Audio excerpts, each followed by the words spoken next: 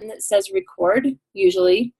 Since I am hosting it, it'll let me record for it. Some of you may not see it, depending on what computer you're working from and what operating system you're using. It depends a little bit on how it shows up sometimes, but I will post this later that you're able to watch the video if you want to see where that's at. So one of the reasons I like to use Zoom for this class especially is that Zoom is a really great multimedia development tool. You can use Zoom to video conference or to videotape record your lessons or record anything you're talking about, tutorials with students, one-on-one conversations, that kind of thing. You can record that and use that within your classroom. The other thing is you don't have to have somebody on the other end. You can do it by yourself. So you can walk through and use a PowerPoint, walk through a website, an e-reader, anything that you would happen to have. This works as a screen recorder, and it works as a voiceover system, just like some of the other tools that are present. This is free. You get 40 minutes with it being free, and then if you want to purchase it or have a subscription to it, then you get a longer session. We've ran about, I think we had 22 people on a 3-hour-long Zoom meeting for the doctoral program that we run. So you can put quite a few people, and the platform does stay pretty stable. You're also able to share the screen, and you should be able to see that along the bottom as well. So by clicking share screen, it gives you a lot of different options. You can get the desktop, have a whiteboard come up, the browser that you may happen to have. You can use an iPad or an iPhone, which is another reason why I said, it's nice sometimes to be able to just capture things really quickly. So I'm going to share you a screen of a whiteboard. So I am not an artist and I don't have a mouse, so you can see there's a little smiley face there. Too big of a chin. So you could do this. You can work with, a math problem. You could put up things that you want students to give you notes on, whatever. But you have all the options of a whiteboard that work with this. You're all drawing. Then you can also, as I was saying, you can share the screen with the entire desktop and see everyone's face in that, or you can also use a browser. So this is sharing you then my screen with the browser window. And the nice thing about this is it doesn't show the whole screen, it only shows the pieces that you select. So I could show you my whole really, really messy desktop, or I can show you these little pieces. And then it allows you to navigate through them or whatever. So if you're making tutorials and screencasts and things like that, then you're able to use this tool. When you finish, it converts it to an M4A file, I'm pretty sure is what it was. And then I upload it to YouTube and then put it onto our shell at some point somewhere for people that weren't able to make this. Uh-oh. So that's a little bit about the nice things with Zoom. You can also, if you manage participants, you're able to, where's the hand? There's a chat feature as well, and then there's also, under the More button, under Manage Participants, you can like rename them and things like that. And there's also, under the More window on the very right-hand side that I have up now, you can see this later, you can also, there's a hands up feature, and I'm trying to find it right now, and it's not showing up where it used to show up. So I will find it, and I will email you and tell you about where it's at. How's that? So what we want to talk about tonight then is, I just want to give you really briefly the structure of the class, and then I would like to talk just a little bit about copyright and Creative Commons, how you've used them in your class, have you enter in some conversation about that, and then see if there's any problems. The structure of the class is, after this week, after the first week, you will have a product that you develop every week. You can develop it for your work setting, you can develop it for your classroom. If you do teacher professional development or training or anything like that, you can develop it for it. I am not picky I want you to do something that is valuable for you every week. For some of you, if you're not in a classroom setting, you can pick your ideal setting, or you can pick your preferred age group of your classroom, wherever you think that you may be heading. If you're not working in a school setting, you can do trainings for your area. You could do professional development for the people that you work with, anything that works along those lines. I even had people do Boy Scout lessons and a whole Bible school unit this summer with all the different pieces that they had, because they were not a teacher. They were actually a dental hygienist who was getting her master's in ed tech and then hoping to put that into another career, working with the dental school. And so she did all of her work with that setting. So, I mean, you can pick whatever it is that you want. You're just going to have to kind of frame it out with teacher words and using the kind of targeted objectives for what you're going to be doing each week and why you would use a lesson and that. So each week I introduce you to a new technology. You have a few readings. Usually it is pretty simple online things. We're going to try using Hypothesis for this, because then I know that you've read it, and it allows you to have some interaction with the readings. This is really the only one, like the first week that you already did is really the only one where there's a PDF that you have to upload. And someone already had said that, well, it messes with my Cami. I realized that, but after this with the websites, it doesn't seem to be as bad of a problem. And Google Chrome, which kind of pains me to say that because I'm a Firefox lover, is the best browser to be using for that. So after this week with the copyright, I also include another topic.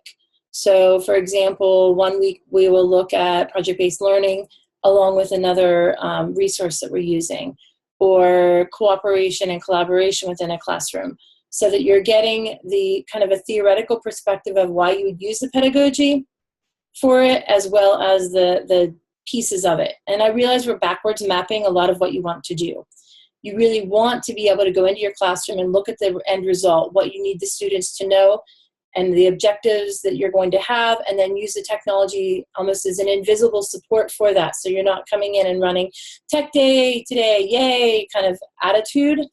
But in order to give you the skills so that you can have all these technologies in the back of your mind and be able to pull them out and understand how they would, allow for collaboration, or how they would really support students being able to be creative in the classroom.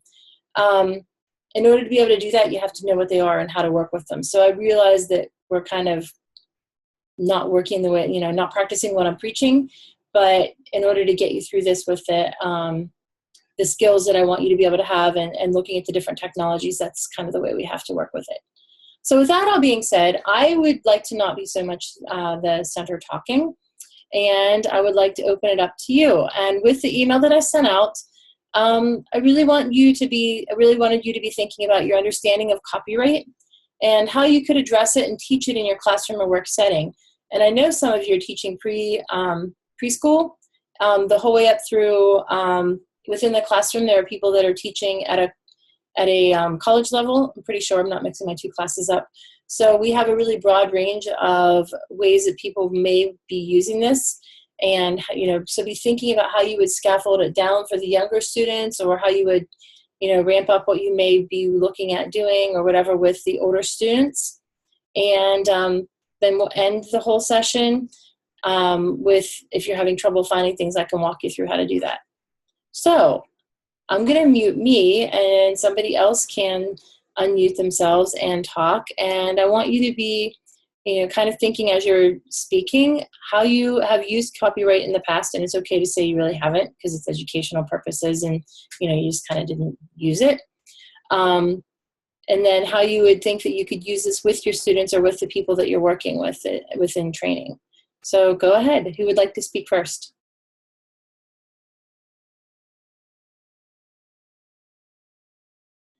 Do I need to cold call? I guess I'll go first.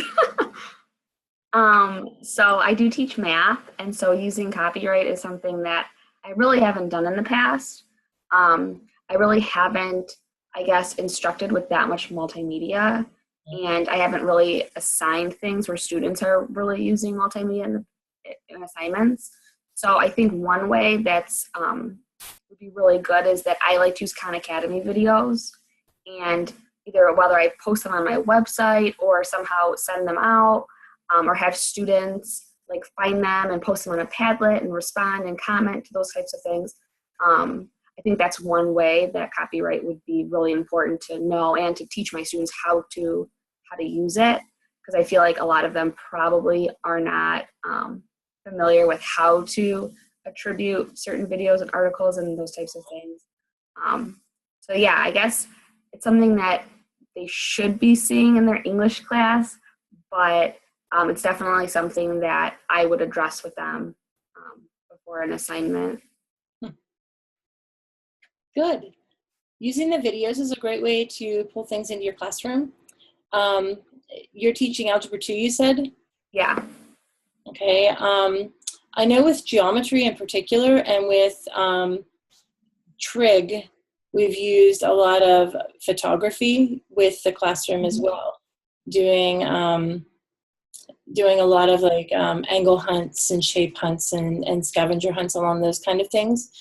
So if they're using their own take in photography, then they don't have to worry about copyright. But if they're searching online because, you have a freak snowstorm or whatever, then that's another place that you may be able to tuck copyright instruction into a math class.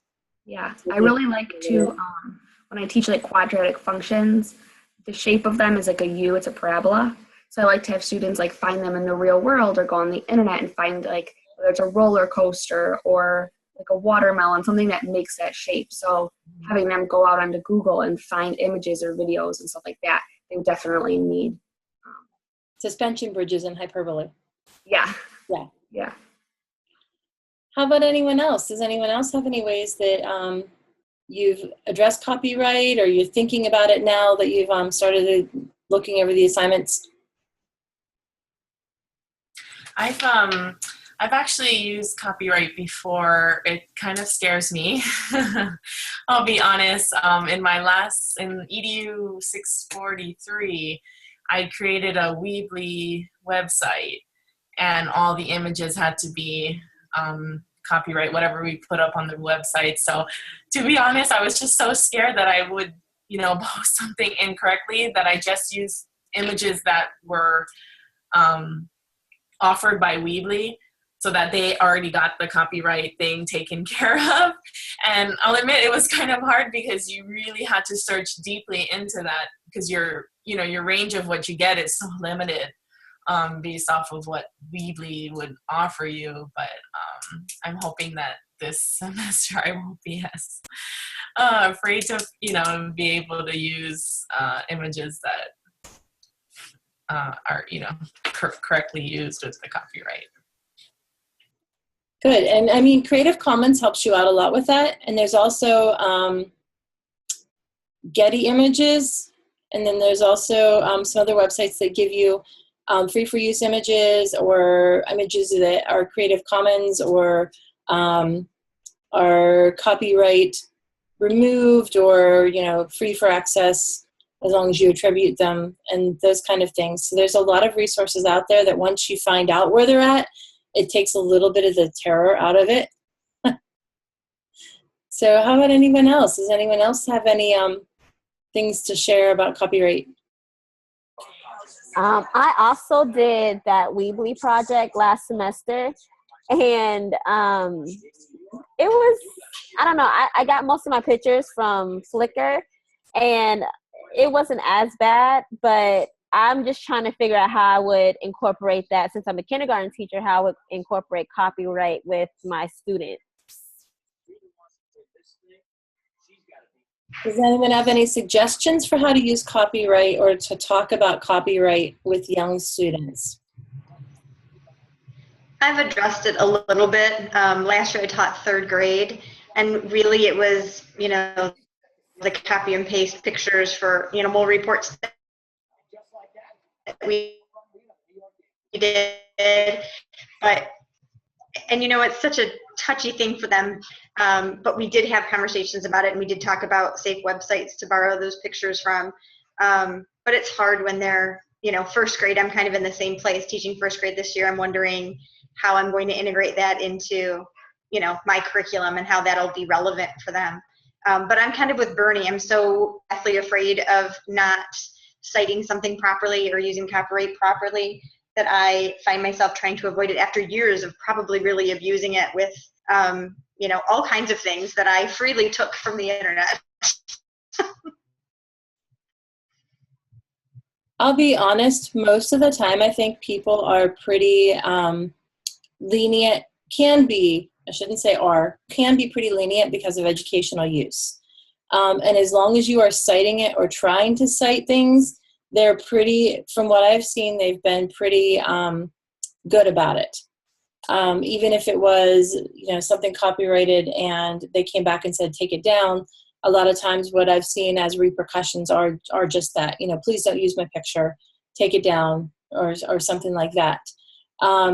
With the younger students, sometimes it's just enough with them to say, I wouldn't take your peanut butter and jelly sandwich out of your lunchbox without asking you.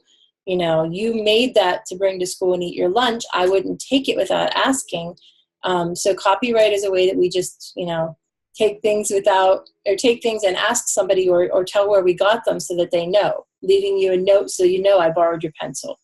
And sometimes that's enough to talk to the younger students, because really you don't have them scouring the web to find things. A lot of times what you might do is give them a repository of pictures if they're doing something, or have them use clip art that comes.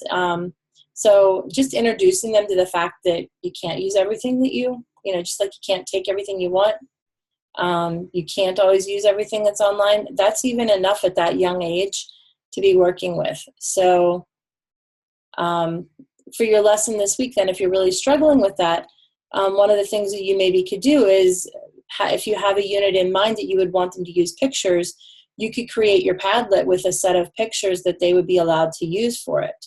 And that way they would have a link to go to it, and you would have a citation there that you would know where it came from and be able to work from it in that way. So I've seen people use that Padlet with the way that we're using it in the class this week as just a repository of information that students can pull from, pictures that they could use to, maybe write upon or write with or something like that, so that they know that they can't take everything, but it's just that small little piece where it's been kind of limited for them. Does anyone else have ideas?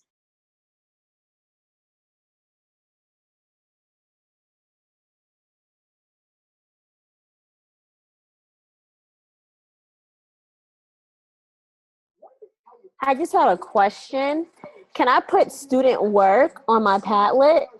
Like if they do, because my topic this week is forces in motion. And so like if they were to like draw a picture of something that they could push or pull, could I put that on my Padlet as like my own picture, but just not like have their name on it?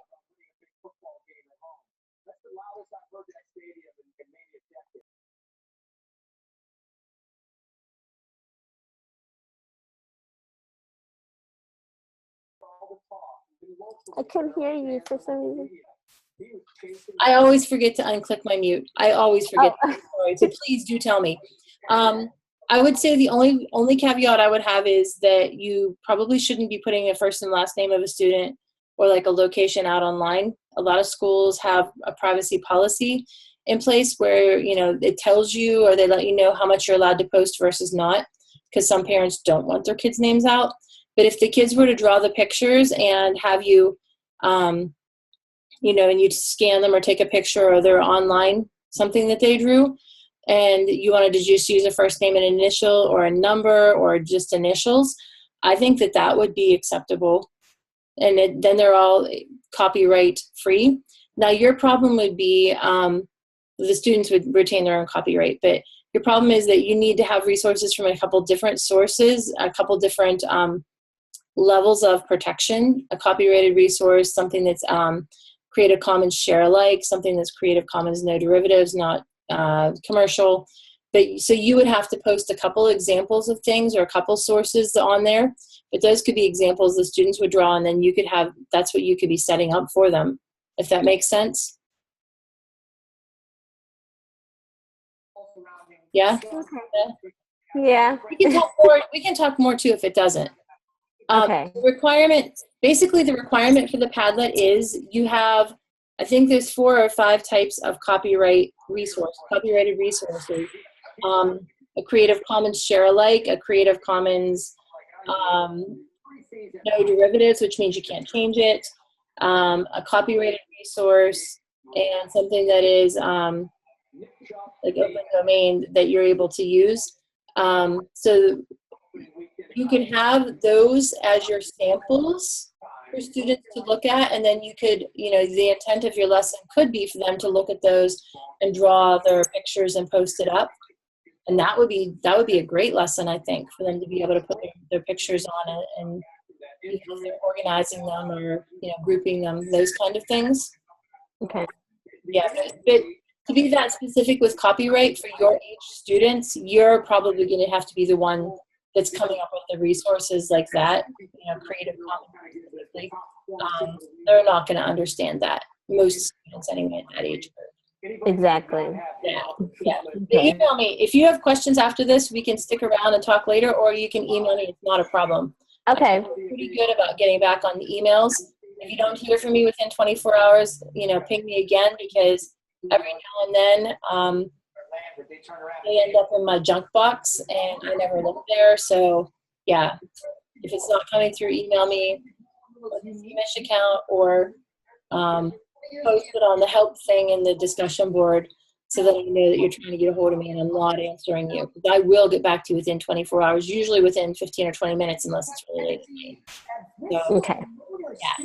All right. How about anyone else? Do you have any questions, comments, things you're working on, questions you have about the assignment, questions about copyright or how you could use it, comments on how you have done it?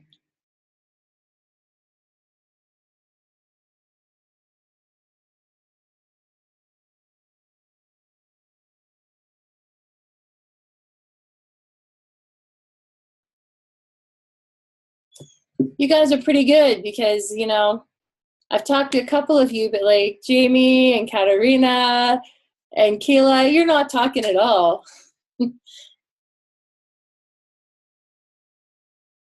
Sorry, do I just start talking? Is this how this Yeah. works? If I unclick the mute and you just start entering the conversation. Yeah. Feel free Okay. to join.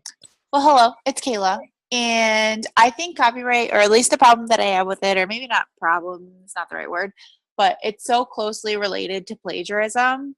And I feel like schools and English classes and any person is more concerned with plagiarism and citing an APA, MLA, Chicago, whatever type format, that after all of that nonsense, and I shouldn't call it nonsense because I don't mean to disrespect the English teachers or anyone, but I feel like after we go through that whole process of learning those things and they're stressed to us and we use them all the time, we kind of forget, or we were never taught proper copyright citations, or I've never really been taught to think about copyright citations. And I think it's because most of what we've done, at least in my experience, I can't speak for everybody, has been for educational purposes. So it kind of falls under that category of, hey, since it's for education, it's really okay. You don't have to cite it, or, you don't have to think too much about citing it because you're not trying to make money off of this or publish it someplace. But now that we're teachers, maybe we are publishing it to a Weebly or some type of internet where, others will find it and use it. And that's where the copyright problems come into play. Yeah, I think it extends a little bit deeper than that with the web, and that now, the way that it is, if you are publishing something, like you said, on a Weebly or whatever, people will find it and they can be irritated about it. The other thing that happens is people have resources that they upload and they don't mark them, and they're under an educational website. And then let's say someone else had taken a picture and posted it on Flickr, and they allow you to use it, but they don't want you to have a derivative of it. So I take that picture off and I, annotate it all up, putting some lines on it, doing whatever, so that students can look at symmetry or something like that. Well, if that person didn't want it to have a derivative, then I just abuse their ownership of it or copyright of it, even if it is a Creative Commons or educational purposes, and they can come back and they can ask you to remove it, or they can come back and fine you. And there's been a lot of people that don't get caught, but then I've also seen in a school district very close to where I used to work, because I worked K-12. I was in K-12 for 23 years, and I did the tech integration for the district, so I heard a lot of these conversations. And there was a school district not very far from where I was at that really got pinged with it and told to remove everything from their website, and they had to do some kind of fast talking, or they were going to have a several $1,000 fine for using images that people had posted. So I think it's just something that we need as an educator to, number one, model for our students very carefully. But I also feel like I know, like you said, if it's educational purposes, we were taught for many, many years, use it. It's educational. You can have 30 seconds of a movie clip. You can have this. You can have that. If you're borrowing it and using it for education, it doesn't matter. So I think that there's just been a little bit of a culture shift online that you want to be careful with if you're going to be creating things that are online and available for people to look at. So just to kind of cover your rear end with that. Does anyone else have thoughts with it, or how you would maybe use it with your students? Or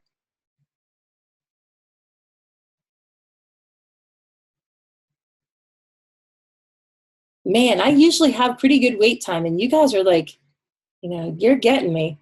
All right, so if there aren't any other questions about copyright or ways that you've used it, have you tried to start looking for the resources for the Padlet project? Some of you have? Okay, so one thing, go ahead. Go ahead. I was about to say, I found like some I think like 2 YouTube videos and like 2 pictures from Flickr, but I'm still kind of confused about like the different types of copyright. And I'll probably just email you after this, but Okay. I don't know. It's kind of confusing to me. Oh, like it definitely is. It definitely is. So you have straight on copyright that says, it belongs to me, it belongs only to me, I'll let you look at it, but you can't do anything with it. And a lot of times people will post a copyrighted thing that you can't legally borrow from. If it's a website, most of the time linking to it, but not taking screenshots of the pages and things like that are fine. And the same thing with YouTube videos. If they are posted on YouTube and they are even educational purposes, a standard YouTube license is a copyrighted license, and you are not supposed to be using it without attributing it to them. Most of them are not Creative Commons, even attribution. You do need to cite where you found the material. But if they're allowing you to embed it, they're allowing you to share it, as long as you're giving them credit. From what I have read, which may not be the Bible, as long as you are giving them credit and they have not said on there that you are not allowed to use this for any other purposes, then you're usually okay, as long as you are providing the copyright citation. You're giving them the credit. It's very hard to find YouTube videos that are Creative Commons. They're very difficult to find. So there's a few ways that you can search that helps you with that, and a few websites that I posted some information about that help you search for that. The Creative Commons, then, there's a whole series of licenses that they have. Anywhere from, hey, I made this, use it any way you want, make money on it, I don't care, to, make money on, if you want to make money on it, you have to attribute it back to me, to, you can use this, but you can't make any changes, and you have to give me credit, and you can't make money on it, and it has to be for non-monetary purposes. There's a whole series for that, and I'm going there right now, and I'll show you how this works. So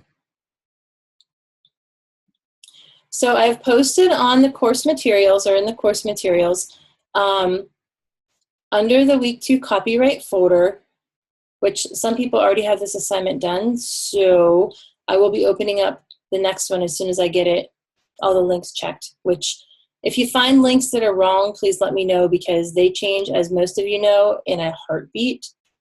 So I run the link checker before I start the semester, but on a weekly basis, they may go dead anyway.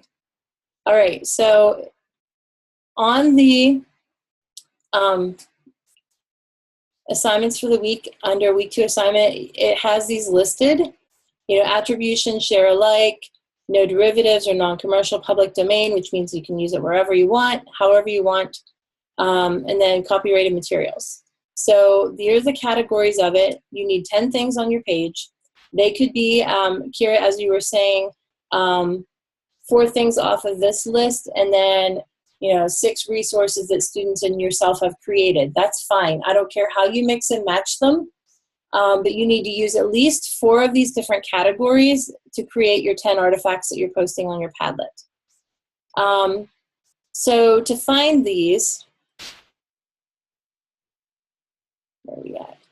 Within these Creative Commons links, which are looking awful messy on here today, there are places to go that have different resources available. They talk about how the Copyright Act gives you the access to it, open educational resources, and then this is the Creative Commons licenses. And they talk about what each of the licenses do and how they give you more or less protection. So as you are creating artifacts that you're sharing online, you may want to think about how you want to copyright your work as well, so that someone doesn't take your stuff and claim it as theirs. Or, they are allowed to use your work, but they have to give you credit for it. So this is a way of teachers, especially, because I know a lot of us create stuff and put it out there and we don't really think about this. So this is a way to kind of protect yourself as well. So the licenses look a little like this as you're going down through them, and this gives you a nice little definition on what each of them mean and how they can be used and how they can be shared. Okay, so some ways to find your information then. You can search the Commons. And by clicking on that, which I got to this link out of the Padlet that I have there, you can put in your search query. So maybe it is, and if I don't care if I'm using it for these, I can use these little buttons right here to narrow what I'm looking for. Commercial purposes, modify or adapt. I know those aren't linked one-on-one with the different licenses that are possible, but at least it allows you to limit it some. And then you can pick any of these things that will give you information that belongs with that. So maybe I want a SoundCloud music with Forces of Motion. Okay. So my internet is being very laggy today, and I apologize for that. Usually it's very good here. I'm sitting right like a foot away from my... So maybe there's not anything here, but maybe I want to use the Art of Motion, and I've not listened to this, so I won't subject you to it. But I could look at this, and it should be able to be used based on the tags that were applied for the copyright. And you can usually find that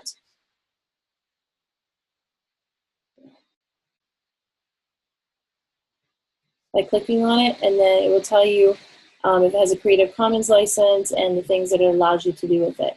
So there's even music that people have created that you can use for your projects and things like that based on that search page. The other thing to do is with your Google search,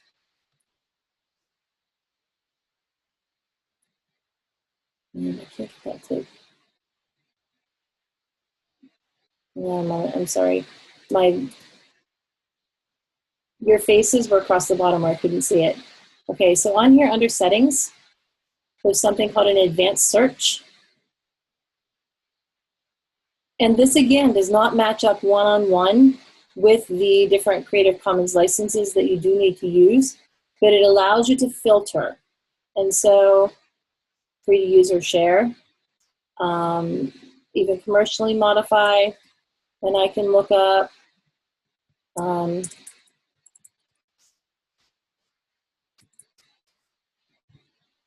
things, and it will give me things that are listed for as being Creative Commons appropriate for what I've looked at or what I've connected there. Now do keep in mind that you do want to check these, because sometimes what the search will give you is not exactly what it says, doesn't line up one-to-one, but it at least gives you maybe handouts or pictures or things like that that are part of the category that you're looking for, so you have things that you can work with and work from. And some, I will tell you, so if your lesson is very, very narrow, sometimes it's very difficult to find enough resources that are able to be used under the different Creative Commons licenses for that. And you may have to just broaden your topic slightly for the purpose of the assignment, which it's just a way that has to happen. Okay, so that's a little bit about how the lesson works. Then what you'll do is pick a topic, you will pick some artifacts, put them on your Padlet, and then you will write a blog post that talks a little bit about it. And whenever I say tensions or anything like that, I'm not saying that there's always going to be tensions, but sometimes it talks about, you know, having less pictures and that somebody talking with the words is better. And it also says, though, that having the picture beside the words is better. And so you have to pick the context that you're looking at and pick the principles that you're trying to use. And that's where sometimes the tension comes in, because I've had people ask why I put it that way. Then you paste that into your blog, and you'll turn in your URL for the blog for people to be able to find it, or for me to be able to find it and grade it. Then next week, you will comment on two people's blog posts. Is there a discussion board we have to link our blog to as well, or no? No, I have in the, and I took you off a share, so now you can't see where I'm scrolling and pointing and you can't see it. In the discussion board, you're going to write your post and post it on your blog that you've already listed. Everyone's blogs are listed here now. I went through those today when I was grading. And you can click on any of those to see what other people have had, other people have posted. I would kind of keep notes yourself. Some of you are, I've already noticed several people were saying, you know, hey, there's a lot of math teachers here, so maybe you want to look primarily at the math. But I will say looking at people's subject areas that are far away from what you actually are working with sometimes can spark a really great idea. So if you're English and there's 3 other English people, then you may want to look at their blogs often, but you may also want to pick somebody that's math just to see a different perspective. Okay, so as long as we have it posted to our blog, we're all set. Yep, you post it to your blog, and then people are going to comment during the next week. So, for example, you'll post your copyright blog this week, and then next week, during week 3, people will comment on your copyright blog. You can do it at any point in time whenever people have it posted.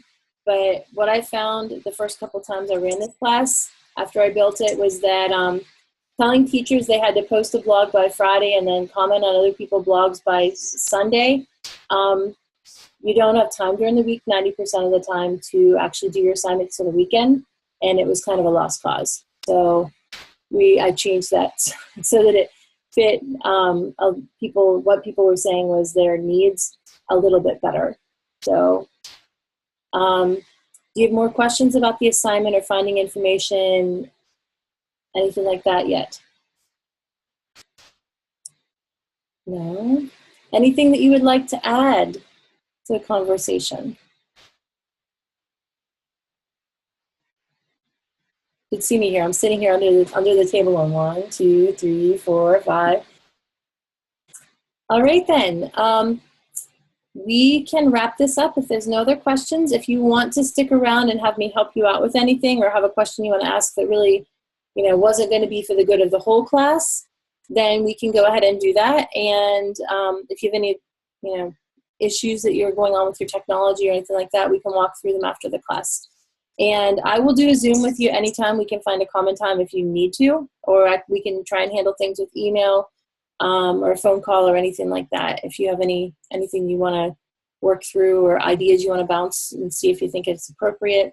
If you don't have a classmate you feel like you could run it by, then feel free to email me or talk about it. All right. If there's nothing else, then you guys have a really nice evening and enjoy your first week of school or your fifth week of school or your second week of school. And if you want to talk to me some more, you hang on. Otherwise, on the bottom right-hand corner, there should be a button that says End Meeting, and you can go ahead and click on that, and I will talk to you later. Bye. Thank you. Bye. Bye.